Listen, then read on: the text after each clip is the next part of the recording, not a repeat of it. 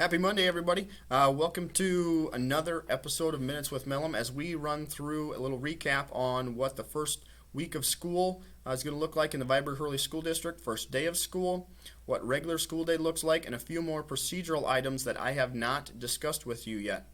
So, obviously, we're excited to get back at it in the Viborg-Hurley District. First day of school is tomorrow, Tuesday, August 25th. We are looking forward to that as well. With that first day of school, we are starting classes at 8:10 in the middle school, ending at 1:15 from the middle school. We are starting classes at 8:15 in the elementary and high school, ending at 1:30 in the elementary high school. All right, doors open to our facilities at 7:30 this year. 7:15 last year, now it is 7:30 is when students can come into the buildings. On a normal day, we would still allow the 7:30, 8:10, and 8:15, and then we look at when we dismiss. The middle school will normally dismiss at 3:30. The elementary will normally dismiss at 3:40, and the high school at 3:45. So those are your normal dismissal times for the 2020-2021 school year. Moving on, let's see what else we have going on. Oh, arrival. So when elementary students arrive to the buildings, this is what we're looking at right now. Elementary students will check into the gymnasium. They will be socially spaced by grade, using basically the entire gym to do so. At 7:45, students will leave that gymnasium and they will either go to breakfast or they will go out to recess at the playground. Students arriving to the building should never go directly to recess. They should always come through the front doors, so that way students can drop their things off at their classroom or go to breakfast prior to going outside to recess. Our morning recess is available. Students will line up around 8:10 mark and they will be back into the building according to grade level by their teachers. If the weather is not so good outside, or we run into where we're changing levels to maybe a level 2 educational delivery, those students at 7:45 would go from the gym to their classrooms, and that's where they would remain until classes start at 8:15. So just know all elementary students should come through the front doors of the building, and then they will be directed either to the small gym, or the gym, between 7:30 to 7:45, and then from 7:45 till that 8:15 mark, they will be either going to breakfast or out to recess, or if we're in level 2, they would be in their classrooms during that time. Pre-K, they would be looking at coming into the front of the buildings and going to their pre-K room. When they are dismissed from morning pre-K, the students will be dismissed out the front doors. Parents and so forth should pick their students up outside of the building. Parents with pre-K, you are allowed to park in the bus loading zones around the noon hour because we have no buses at that time, so that's a great spot to park and pick up or drop off your students. Park in those bus parking zones out front.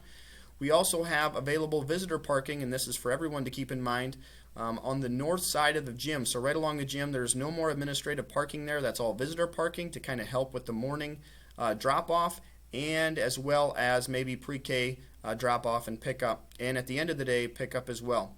At the end of the school day, please do not park in front of where the buses normally park in the school loading zone with buses. We are having an additional bus this year, so we will be a little full on buses because we're running 4 routes instead of 3 to increase social spacing, especially on our shuttle runs. So at the end of the day, elementary students will be dismissed at 3:40. Our plan is to start dismissing classes out the front door at that time. If your student from elementary is going to be waiting to walk home with a high schooler, they will remain in the front lobby with their teachers and their small groups. High schoolers at 3:45 are going to be dismissed out the west doors or out the front doors if they have to pick up somebody. And we will load our buses as we normally have with separating our groups and so forth. Hopefully that kind of helps with arrive to school routines. Just remember, around the noon hour, we are not allowing parents to come into the building to pick up pre-K students, and we are not allowing parents to bring in their pre-K students. We do ask you to come to the front doors and assist opening that door for the pre-K student to come in. We will have somebody available there also to assist with that as students come and go in the middle of the school day. Middle school students, kind of the same method. When they come to school up at the middle school, besides the first day, which looks a little different, normally what students would do is they would walk through the front doors, and they would be able to go to their lockers and then to breakfast or their homeroom, and that's where they would remain until that first period starts. At the end of the day, we're going to stagger dismiss a little bit.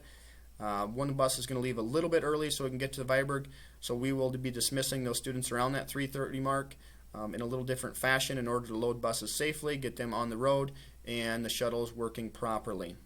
High school, again, will be arriving.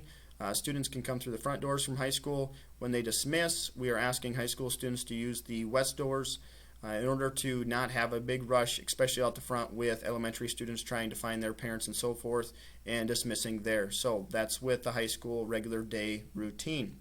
Front office, access to the front offices are by appointment only. So if you need to come in and fill out paperwork or hand something in, make sure you line that up ahead of time or call into our secretaries. If it's something that you're just dropping off for a student, the secretary may allow you into the building and you come directly into the front office, or they may ask you to either leave it inside the front doors and they'll come get it, or so forth. So that's kind of where we're at with bringing things into the building. If your student is bringing, let's say, I don't know, treats for some reason because it's their birthday and it's already been pre-approved, obviously we would work with you at that time to just let us know ahead of time, and we'll have somebody help assist that student to carry things in past that little front area, so that way we can get it to the classroom safely. Dropping off and picking up students in the middle of the day or as the day is going on. Let's say you are bringing a student in late because they had an appointment. We ask that this student comes to the front doors. They will have to buzz in. The student will be let into the building and so forth, and that's how that goes. If you are picking up somebody who's leaving early from school, you will need to buzz at the front doors and let us see you, and then we will dismiss the student out the front doors for you. That way we're not just letting an elementary or middle school student just walk out the front doors because, hey, mom or dad or so forth is waiting for me. We are asking you as a parent to come up to that front door, buzz in on our camera system, and then we will dismiss the student at that time. Lunchroom. Let's move on to lunchroom. So students will be going through the lunch line as we normally have. Their food will be served mainly from the lunch line.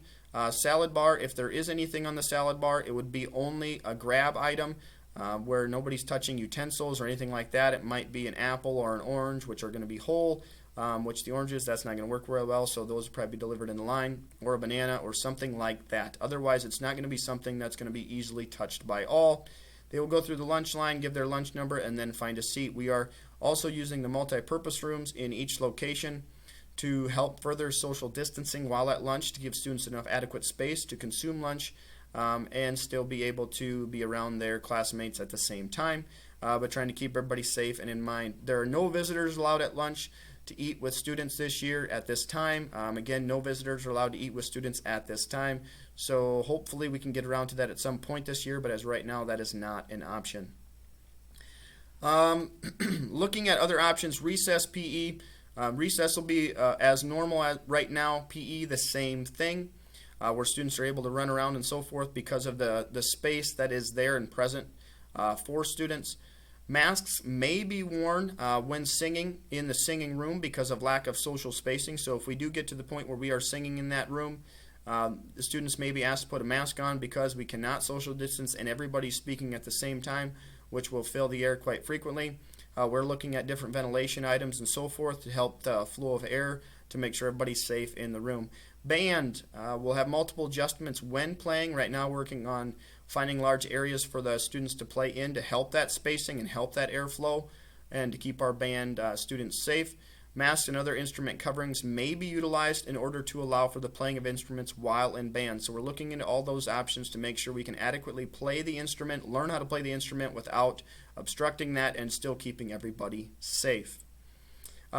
Reminder, everybody, download the school app if you do not have it. That is available on the, I believe, iTunes store and so forth. So download, or it should say the iTunes, the Apple store. Download Viborg Hurley. If you look up Viborg Hurley, you should be able to find our app. Also keep tabs on the school website. It will be ever changing. As you know, with any adjustments we make, we will do our best to communicate that with you throughout the school year. Again, first day of school, we dismiss early at 1:15 from the middle school and 1:30 from the elementary and high school. We have full days this week on Wednesday, Thursday, and Friday.